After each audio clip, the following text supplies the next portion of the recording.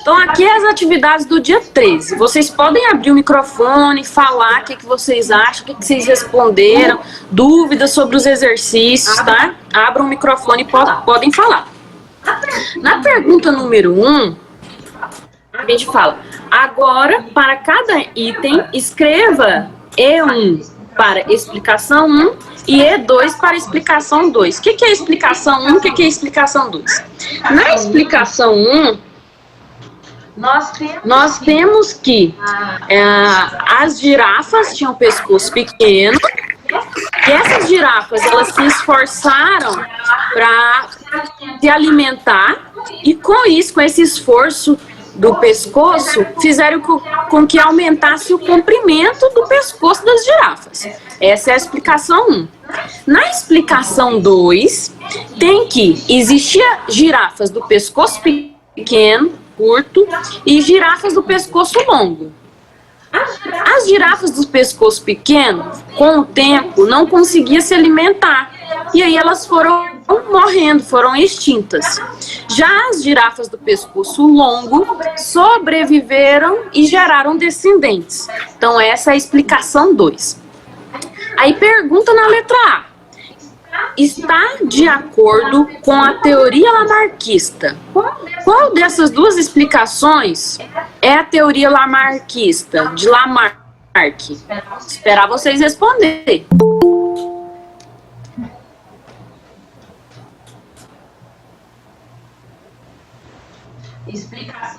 Explicação 1 ou explicação 2, que é a teoria de Lamarck?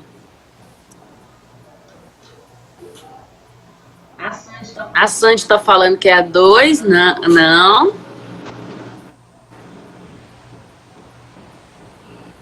É a 1. É a 1.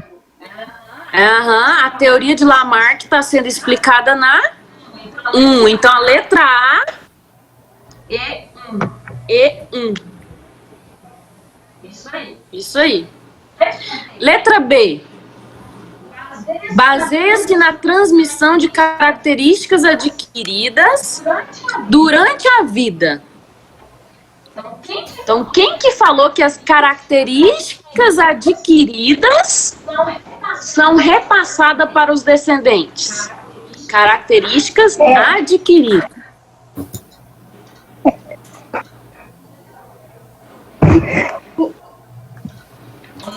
Olha bem a palavra, hein? Características adquiridas. Alcélio Soares. É a 2? A Carolina acertou. Então, quem falou que as características adquiridas são transmitidas? Lamarck. Lamarck que falou que as características adquiridas são transmitidas. Letra C. Não é aceita atualmente pela comunidade científica. Qual das duas explicações, a 1 ou a 2, não é aceita pelos cientistas? A 1. Então, o Vitor falou 1. Eu 1. A teoria de Lamarck não é aceita muito bem pela comunidade científica. Mas aí você me pergunta, professor, então por que a gente estuda Lamarck? Para vocês saberem da história, que nada é fácil, né? Tudo tem Lamarck, ele ajudou Darwin de uma certa forma, tá? Então a gente tem que estudar isso na história, porque tem uma influência muito grande nos outros cientistas que vieram depois. Letra D. Está de acordo com a teoria darwinista? Não tô não.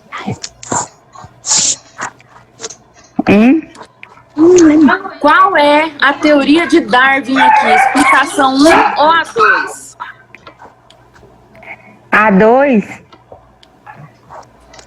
A 2, sim. Aqui eu escrevi 1, mas eu errei. É 2. Marquei 2 aqui agora, ó. Explicação 2. A 2 é a teoria de Darwin. Tá? Letra E. É baseada na seleção natural. Quem que falou de seleção natural? Darwin ou Lamarck? Darwin. 1 ou 2? Darwin. A 2. 2. Então, 2 é Darwin. Todo mundo acertou? Opa. Sim. Vamos agora, então, para a pergunta de número 2. Dentre as duas explicações mostradas na atividade anterior, qual delas é uma das possíveis explicações aceitas à comunidade científica? Qual das duas é a mais aceita? De A de Lamarck e Lamarck. Darwin? Lamarck.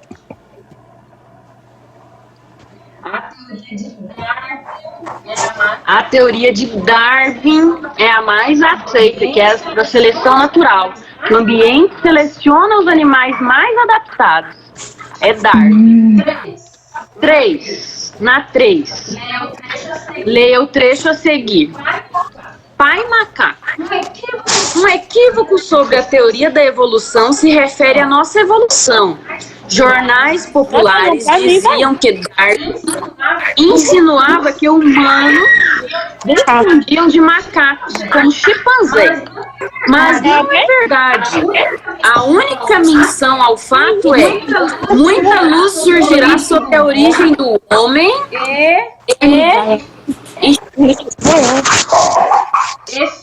e sua história. Cuidado com o microfone, gente. Só quando vocês forem falar, liga ele, tá? Então, muitas pessoas até hoje pensam que Darwin relacionou a sua origem com a do macaco. Explique essa confusão. Então, Darwin, ele explicava claramente em sua teoria a seleção natural. Mas muitas pessoas pensavam que Darwin falava que o homem surgiu do macaco. Mas isso não é verdade. Darwin explicava que o macaco e o homem, ele tinha semelhanças. E com isso, significava que nós tínhamos um mesmo ancestral comum. Né? Então, Darwin falou de ancestralidade, que nós somos uns parentes próximos, mas não somos descendentes. Não somos evolutivamente, tivemos a evolução de macaco para homem. Né? Nós só tivemos um mesmo ancestral comum. Na número 4, segundo a teoria de Lamarck, qualquer alteração sofrida no corpo de um indivíduo durante a vida pode ser transmitida aos seus descendentes. Entre as alternativas apresentadas a seguir,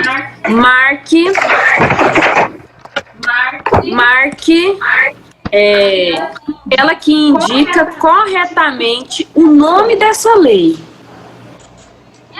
E aí, gente? Qual é o nome da lei de Lamarck? Lei do uso e desuso.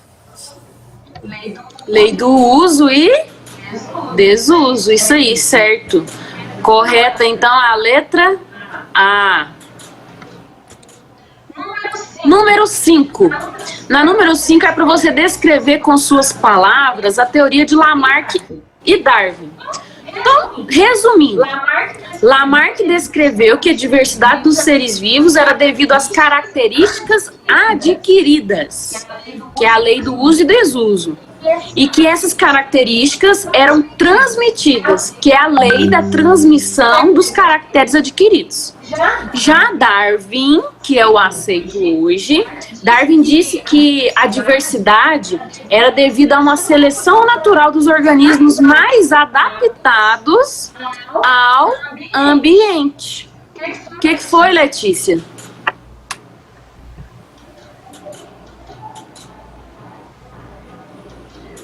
Tá tudo bem até aqui? Vocês estão conseguindo corrigir? Vocês estão com dúvida, aproveita agora. Vocês estão com dúvida, aproveita agora para tirar as dúvidas, gente. É burro? Letícia, você tá bem? Não, eu errei tudo. É duas, Letícia. Então tá bom, vocês ativam o microfone e pode falar. Mas Vocês estão conseguindo entender por que vocês erraram? Sim. A gente é burro. Aham.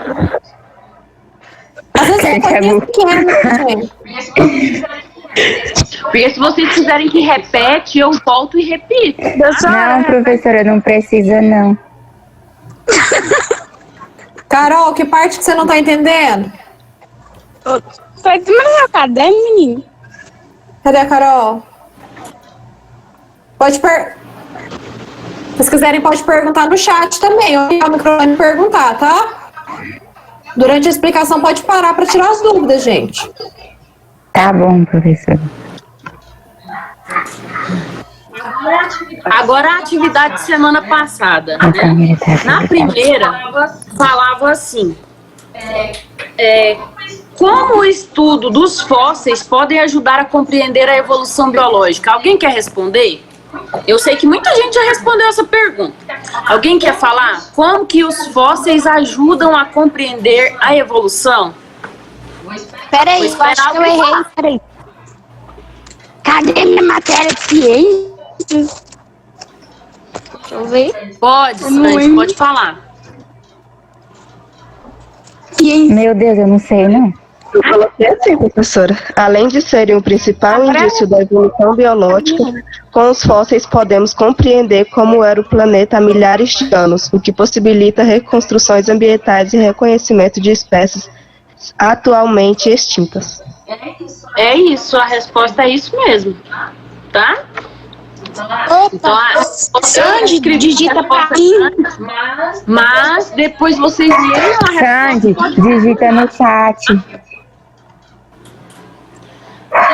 Gente, as respostas estão lá no Classroom. Qualquer coisa depois vocês só irem lá, tá? Esse slide tá lá com as respostas. E aí vocês confiram, lê novamente a resposta e confiram, tá? Mas a resposta é isso. Os fósseis, eles nos ajudam a compreender como que eram os organismos, as espécies que existiam há milhares de anos e que hoje não existe mais. E isso significa, se hoje não existe eles mais, que ocorreu um processo evolutivo, por exemplo, de seleção natural. Os dinossauros foram extintos como? Por um processo de seleção natural, né? Acredita-se que um meteoro caiu na Terra e aí eles morreram. É um processo de seleção natural. O ambiente matou os dinossauros. Tá bom? Número 2. Peguem aí o caderno de vocês e vão corrigindo. Número 2. Outra pessoa vai responder agora essa daqui, tá? Os vertebrados aquáticos, como o tubarão, golfinho e o pinguim, apresentam corpo com formato hidrodinâmico. Essa característica é considerada uma analogia ou uma homologia na história evolutiva desses animais. Justifica. A gente tem que lembrar da aula passada quando eu expliquei sobre homologia e analogia. Alguém me fala aí. Tubarão, golfinho e pinguim, eles são homólogos ou análogos? Não sei. Ó, análogo, eu Análogo. acho. Tá certo? Aí. Aham, eles são análogos. Por que eles são análogos? Acertei, Thiago. Porque aí eu já não sei. Porque eles têm. Aí eu Pois eles esqueci como fala, professora. a mesma função, eu acho. É. Não. Sim, eles é? fazem a mesma função dentro da água. Eles têm um corpo hidrodinâmico, mas todos os três pertencem a classes diferentes. Por exemplo, o tubarão pertence à classe dos peixes. O golfinho pertence à classe dos mamíferos. Já o pinguim pertence à classe das aves. Então, os três pertencem a classes diferentes. Eles são parecidos, vivem na água, têm o corpo hidrodinâmico, mas têm a origem embrionária diferente. Quando é diferente, é uma analogia. Lembra da palavra? Ó, vocês têm que gravar a palavra. Analogia significa que é diferente. homologia, homo significa igual. Eu vou falar uma coisa para vocês aqui agora e vocês vão conseguir gravar essas palavras, ó. Homo, quando a gente pensa em homo, é igual. Por exemplo, quando eu falo, eu sou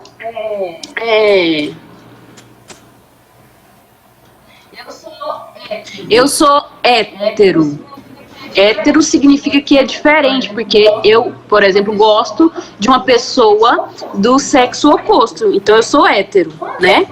Quando eu falo que eu sou homossexual, quer dizer que eu gosto de uma pessoa do sexo igual a mim, não é? Então, homo, a palavrinha homo significa igual.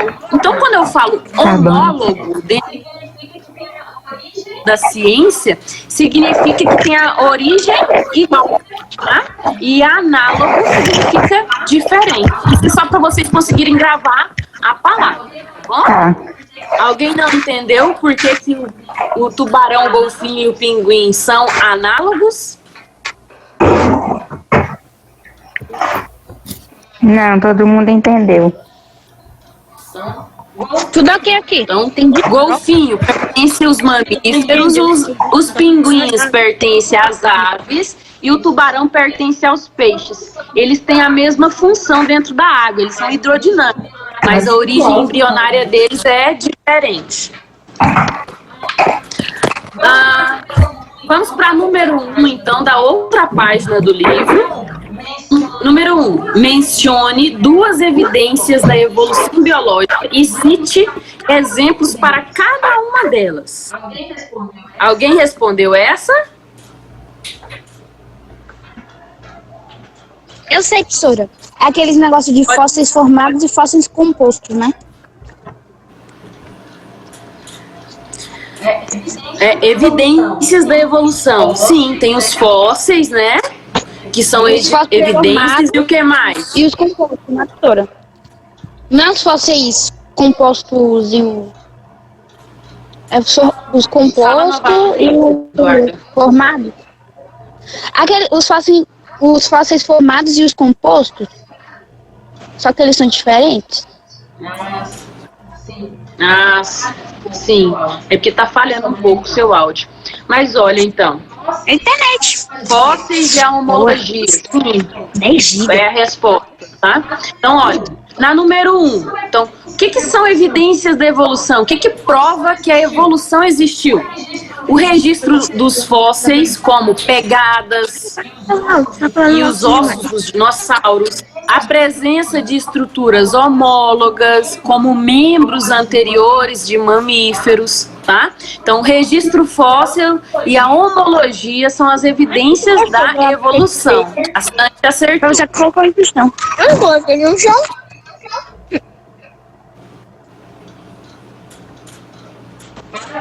Parabéns, Maria. Acertou também, né? Número 2. Indique os termos que completam o texto adequadamente. Então, tem 2 palavras aqui que vão completar o texto, tá? Segundo o. Qual é a palavra que completa aqui? Ó, segundo os organismos são imutáveis. As espécies que conhecemos hoje sempre tiveram a mesma forma e manterão enquanto existirem. É o fixismo. O que define isso? Fixismo, isso aí. Ó, segundo o fixismo, as espécies são imutáveis. Elas não vão mudar nunca. Isso é fixismo. Agora a próxima palavra, ó. De acordo com o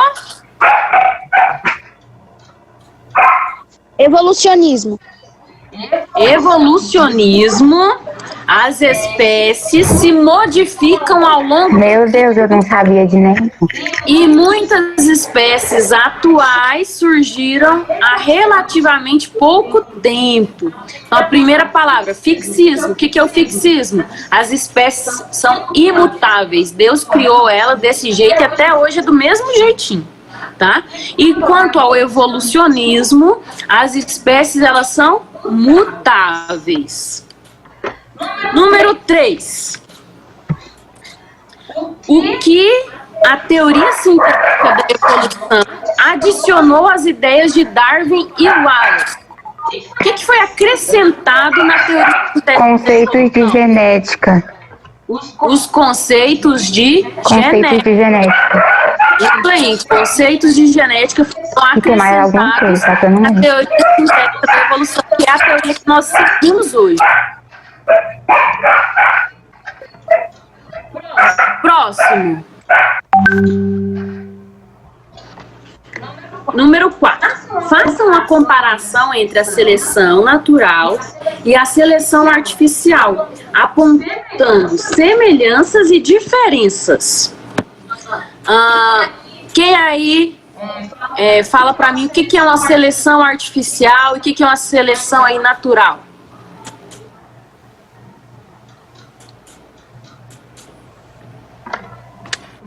Roniel, você está com dúvida em quê?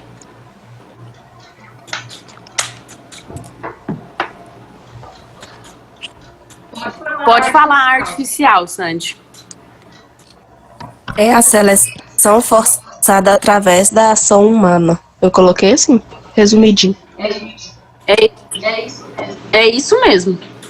Né? Por exemplo, o homem faz muita seleção artificial na escolha, por exemplo, da raça dos cães.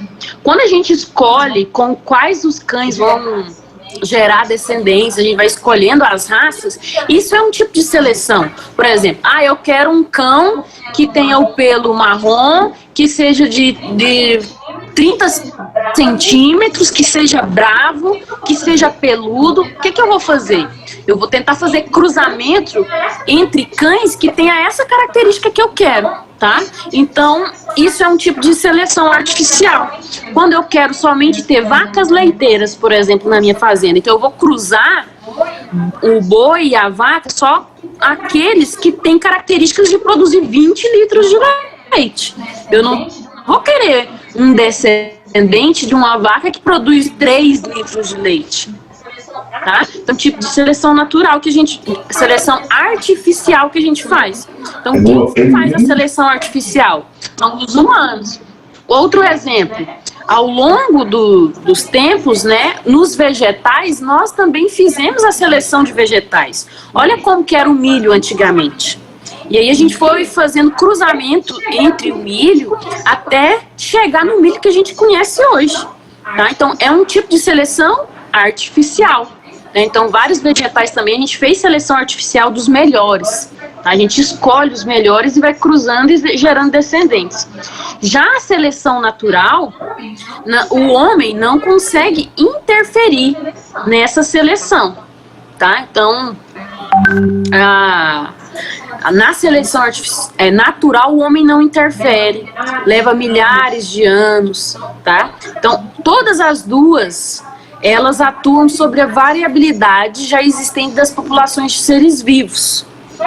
Só que, né, selecionam organismos portadores de certas características que os tornam mais aptos em condições de interesse humano. E as diferenças são isso que a gente falou. A seleção natural, ela acontece naturalmente, sem a interferência do homem, já a artificial com a interferência do homem, ok?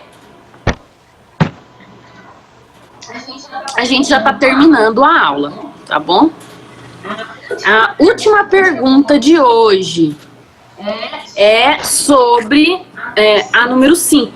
Analise as imagens que representam a asa de um inseto e a asa de uma ave e responda. Letra A. Trata-se de estruturas homólogas ou análogas? E aí? A asa de um inseto e a asa de uma ave. Homólogas. São análogas, professora. Ou análoga. Análogas. Elas são análogos. Por quê? Tem a mesma função, que é voar. Mas a origem embrionária é diferente. A asa do inseto, ela é feita de quitina, que é uma proteína. Já as asas de uma ave é feita de ossos, ok? De matéria orgânica, de ossos. Então, a letra A A letra A é analogia. Por quê? Porque tem origem embrionária diferente, mas tem a mesma função. E a letra B? Não dá pra... Como elas indicam a atuação da seleção natural? O que a analogia e a homologia indica a atuação da seleção natural? O que você não entendeu, Sandy?